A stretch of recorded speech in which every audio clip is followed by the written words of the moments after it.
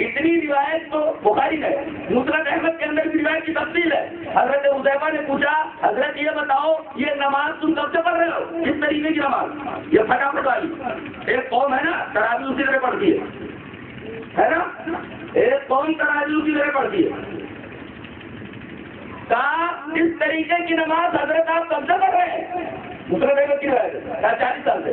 40 साल में तेरी एक भी नमाज नहीं हुई। कितने मुसलमान हैं जो नमाज पढ़ते हैं, तकलीफें उठाते हैं, लेकिन इन तकलीफों से उन्हें कुछ हासिल नहीं होता। अल्लाह काम कम ले लेकिन मनहज सही दे, ये दुआ करो हमेशा। जी काम कम ले मगर मनहज चाहते न दे, ये दुआ करो। हम लोग मनहज ही चाहते हैं, तरीका ही दूसरे यहाँ।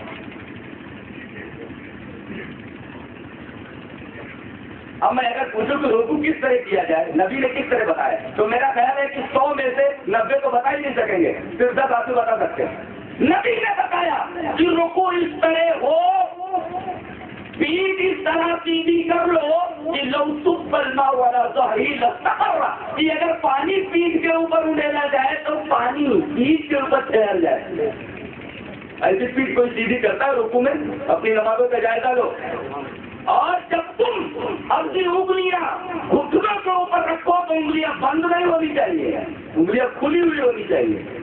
सजदा जब करो तो 7 आधा से ऊपर करो, 7 आधा जमीन पर टिकने चाहिए। उनमें से एक कम हो जाए तो सजदा नहीं होगा, और सजदे में उंगलियां बंद होनी चाहिए हाथ की। पूरी तफसील है।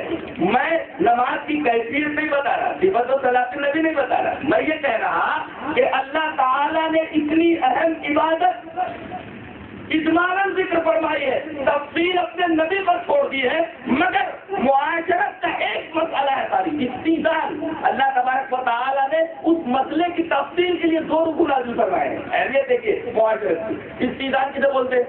हमारा इस्तीजान किसे बोलते हैं? इजाजत तलब करना।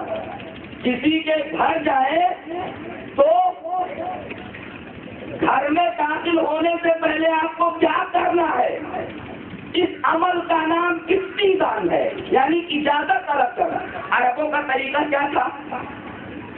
किसी रिश्तेदार के यहाँ कोई अरब जाता, अपने भाई के घर जाता, अपने किसी रिश्तेदार के घर जाता, अपने किसी दोस्त के घर जाता, तो अगर सुबह के वक्त जाता तो सबाह कहते हुए घर में घुस जाता, अगर शाम के वक्त जाता तो मसाल कहते हुए, गुड इवनिंग कहते हुए घर में रात से घुस जाता था। अल्लाह ने इस पर कदम लगाई, इसलिए कि इससे मुसलमानों को तकलीफ होती थी, साहिबे खाना की बिलादारी होती थी, उसे जहनी परेशानी लायक होती थी, साहिबे खाना की प्राइवेसी मुतासिर होती थी। इस वजह से अल्लाह ताला ने इस चीज के ऊपर कदम लगाई कि किसी के घर जाओ तो फौरन घर में घुसने हुए न चले जाओ, बल्कि उसका एक तरीका है, पहले अस्सलामु अलैकुम बोलो, अगर आवाज आए तो फिर कहो अस्सलामु अलैकुम, फिर आवाज आए फिर कहो अस्सलामु अलैकुम। तीसरी मर्तबा भी अगर जवाब न आए तो तुम वापस चले आओ, और दरवाजे के पास इस तरह खड़े हो कि अंदर का कोई मंजर तुम्हारी निगाहों के सामने ना आए। खिड़की खुली हुई हो तो उसमें से झांकने की कोशिश न करो, कहीं दीवार में सुराख हो या दरवाजे में सुराख हो तो उसमें से झांकना शुरू न कर दो। एक आदमी ने ऐसे ही किया था, कोई बच्चू था, वो रसूलुल्लाह सल्लल्लाहु अलैहि वसल्लम के हुजरे पर तशरीफ लाया और उसने अंदर झांकना शुरू कर दिया सुराख से। रसूलुल्लाह सल्लल्लाहु अलैहि वसल्लम को मालूम हुआ तो आपने फरमाया, वो उसकी आंखें फोड़ देता था, तो लोगों की आंखें फोड़ देनी चाहिए। और जो तो पहले अस्सलामु अलैकुम कहे और उसके बाद इजाजत तलब करे। क्या मैं अंदर आ सकता हूँ? हज़रत उमर रज़ी अल्लाह तआला अन्हु जब नबी करीम सल्लल्लाहु अलैहि वसल्लम के घर आते तो कहते अस्सलामु अलैकुम अयदखुल उमर, क्या उमर अंदर आ सकता है? पहले सलाम बाद में इजाजत, इसको कहते हैं इस्तीज़ान। अस्सलामु अलैकुम आना समझो, अस्सलामु अलैकुम किसे कहते हैं?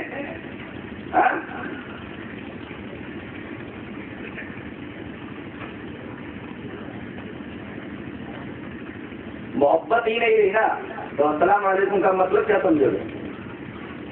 इसलिए कि वो मोहब्बत को फैलाने का जरिया है। सलाम जितना फैलाओगे उतनी ज्यादा मोहब्बत फैलेगी। सलाम को जितना आगे लेते चले जाओगे पैगाम में मोहब्बत उतना ही बढ़ता चला जाएगा। लेकिन आज कहने वाला भी नहीं समझता कि मैं क्या बोल रहा हूँ, और जवाब देने वाला भी नहीं समझता मैं क्या बोल रहा हूँ। आइए पहले इसकी अहमियत जान लेना।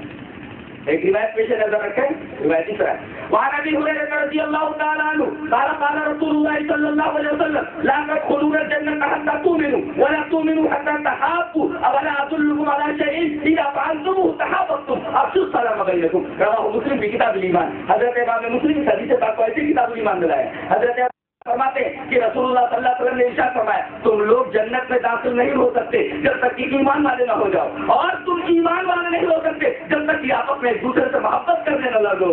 अल्लाह अकबर। मैं एक मिसाल दिया करता हूँ। इस्लाम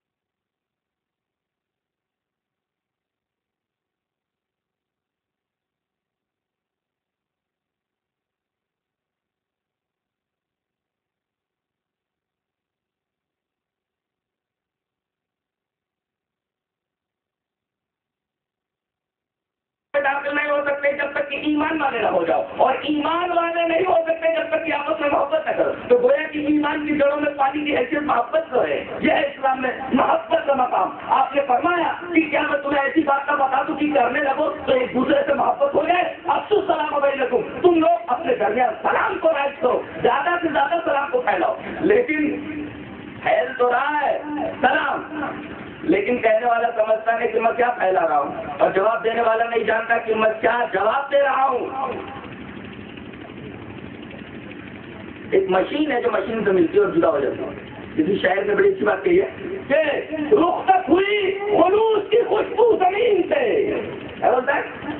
रुख तक हुई खुलूस की खुशबू जमीन से, अब हम कहाँ मशीन मिले हैं मशीन से। एक मशीन बोलते हैं सलाम अलैकुम, और ये दौर तो मशीन ही है। किसी को किसी से मिलने का वक्त कहाँ है, मोहब्बत का वक्त कहाँ है? एक मशीन से मिलती और जुदा हो जाती है। रुख तक हुई खुलूस की खुशबू जमीन से, अब हम कहाँ मशीन मिले हैं मशीन से। एक मशीन बोलते हैं सलाम अलैकुम, दूसरी मशीन बोलती है वालेकुम सलाम। और मशीन जब बोलती है तो उसे समझ में नहीं आता क्या बोल रही है। हालांकि इतना प्यारा कलेमा है।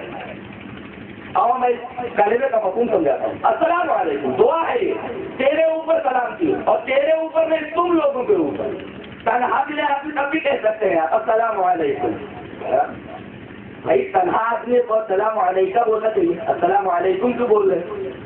ये फलसफा ये है कि चाहे वो तन्हा हो, चाहे किसी के साथ हो, या अपने घर वालों के साथ अपने घर पे हो, अस्सलाम वालेकुम जमा का जो सेवा और जमा की जमीन से इस्तेमाल की जा रही है, इसका मतलब ये हुआ कि तुम तमाम के ऊपर सलाम किया। अब और फैला लो इसको।